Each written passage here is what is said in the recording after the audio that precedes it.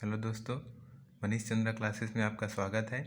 दोस्तों, इस वीडियो में हम छत्तीसगढ़ी साहित्य और साहित्यकार को फिर से याद करेंगे, जिसमें लोचन प्रसाद पांडे जी, दानेश्वर शर्मा, टिकेंद्र टिकरिहा, जमुना प्रसाद कसार और लखनलाल गुप्त जी की रचनाओं पर चर्चा करेंगे। दोस्तों, इस प्रकार के वीडियो पाने के लिए हमारे चैनल को सब्सक्राइब करें और वीडियो को ज़्यादा से ज़्यादा शेयर करें। जैसे देखिए, पहला है लोचन प्रसाद पांडे। अब यहाँ पर है लोचन। लोचन मतलब होता है नेत्र, और नेत्र से हम क्या करते हैं, किसी भी चीज़ को देखते हैं। तो जैसे फूल की कली, कली को किससे देखेंगे? नेत्र से देखेंगे भाई।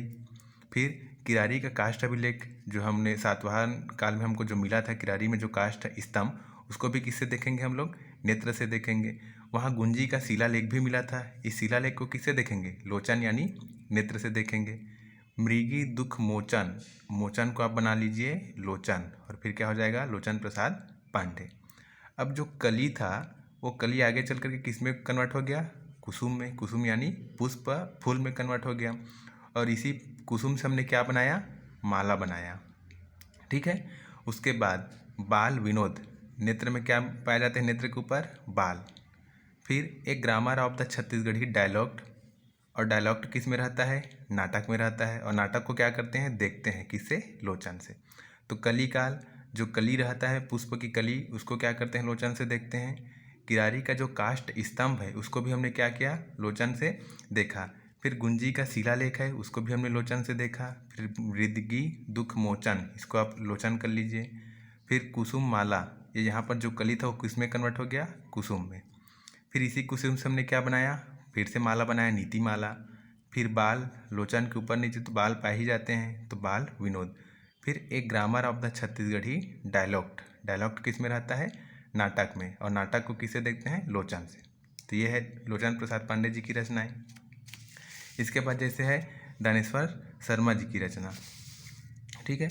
तो दानेश्वर शर्मा जी की रचना में देखते हैं, यहाँ पर दानेश्वर से आप उठा लीजिए दान, और बेटी के विदा, बेटी के विदा यानी कन्यादान। तो यहाँ से क्या आ रहा है? कन्यादान, और यहाँ से दान। बेटी की विदा यानी एक प्रकार का दान ही है, तो दान कौन? दानेश्वर शर्मा जी का। यहाँ दान से देख लीजिए। फिर है उखरे बर सम्मान, छत्तीसगढ़ी इसीलिए सम्मान है, और हिंदी में इसको कन्वर्ट करेंगे तो ये हो जाएगा सम्मान। उसके लिए सम्मान, तो किसके लिए सम्मान भाई? जो दान करता है। किसके लिए सम्मान? जो दान करता है। हर मौसम में छंद लिखूंगा, इसको हम कर सकते हैं हर मौसम में दान करूंगा, दानेश्वर शर्मा।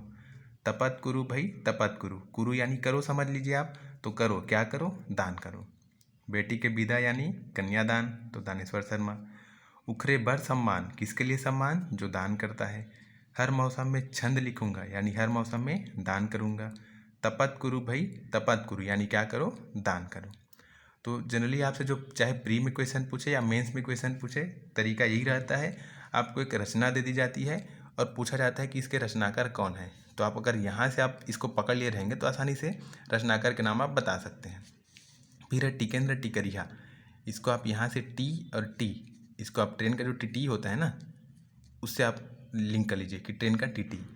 अब अगर आप ट्रेन में बिना टिकट के सफ़र कर रहे होंगे, वैसे तो करना नहीं चाहिए, लेकिन आप अगर सफ़र कर रहे हैं और आप पकड़ा गए, तो ट्रेन का टीटी आपको पकड़ करके जो जुर्माना लगाएगा ना, वो ऐसा लगेगा किसी साहूकार ने जुर्माना लगाया हो। साहूकार का जो रेट रहता है, इंटरेस्ट का जो रेट रहता है, वो हाई रहता है। तो ऐसा आपको लगेगा कि किसी साहूकार के चंगुल में फंस गए। ट्रेन के टीटी के चंगुल में अगर आप बिना टिकट पकड़े गए तो साहूकार के चंगुल में फंस गए जैसा लगेगा आपको। फिर ऐसा कब होगा? आप कब पकड़े जाएंगे? जब आप गवैया, आप गांव जाते रहेंगे। जब आप गांव जाएंगे, जनरली आप गांव से शहर जाएंगे, तो आप किसके चंगुल में फंस सकते हैं? टीटी के चंगुल में। और अगर आप टीटी के चंगुल में फंसे तो आपका सर्वनाश होना तय है, क्योंकि आप बेटिकट हैं भाई, आप पर तो जुर्माना लगाया ही जाएगा। और टीटी का जो डर होता है वो सौत के डर जैसा होता है। आप छत्तीसगढ़ी समझते होगे, तो सौत मतलब सौतन, तो सौतन के डर जैसा होता है। और अगर आप कहीं ट्रेन में सो गए तो उठेंगे कब? जब सुबह हो जाएगी, नई सुबह या नवा बिहान। तो ये है टिकेंद्र टिकरिहा जी का। इसके बाद आता है जमुना प्रसाद कसार, यह भी CGPSC मेंस 2021 में पूछा गया था। झांपी, झांपी यहाँ से झा और यहाँ से जा, ऐसे करके। दूसरा, किसको? झांपी को हम याद कर सकते हैं झांकना, और किसको झांकेंगे? जमुना, यमुना नदी को क्या करेंगे? झांकेंगे। तो झांपी यानी झांकना, और किसको? जमुना को। फिर इसके पश्चात है लखनलाल गुप्त जी का। यहाँ से हम एक वर्ड याद रखेंगे, गुप्त।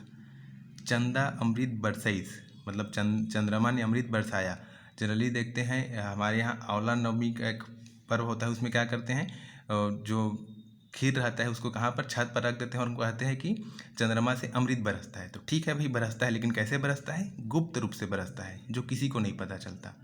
तो चंदा अमृत बरसईत, कैसे बरस रही, गुप्त रूप से। और ये जो अमृत बरसा कितने टाइम बरसा, संझौती के बेरा, मतलब शाम के टाइम में बरसा है। तो चंदा अमृत बरसईस कितने टाइम, शाम के टाइम, यानी संझौती के बेरा। फिर सरग ले डोलाइस, स्वर्ग से डोला आया। किसी को तो दिखाई नहीं देता, ये कहा जाता है कि जो मरता है बस उसी को दिखाई देता है, मतलब डोला तो आता है लेकिन कैसे आता है, गुप्त रूप से आता है। ठीक।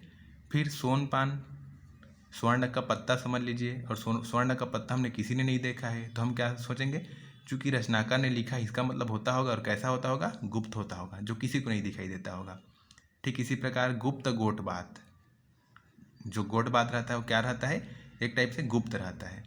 और सूरता के सोन किरण, आप किसी की याद में अगर खोए रहें तो आपको जो एक स्वर्ण किरण दिखाई देगी, वो कैसी दिखाई देगी, गुप्त रूप से दिखाई देगी। या जब किसी की याद में आप खोए रहेंगे तो कैसा रहता है, गुप्त रूप से रहता है। वो किसी को, आप जिस किसी को याद कर रहे होंगे वो गुप्त है, आपके अगल बगल वाले को किसी को नहीं पता। तो सूरता के सोन किरण कैसा रहता है, वे भी गुप्त रहता है। तो आपको बस एक वर्ड याद रखना है और उसी वर्ड से सबको आपस में लिंक करते जाना है। तो इससे हमने ये 4-5 जो साहित्यकार हैं उनकी रचनाओं को देखा। वीडियो आगे कंटिन्यू रहेगा। धन्यवाद दोस्तों।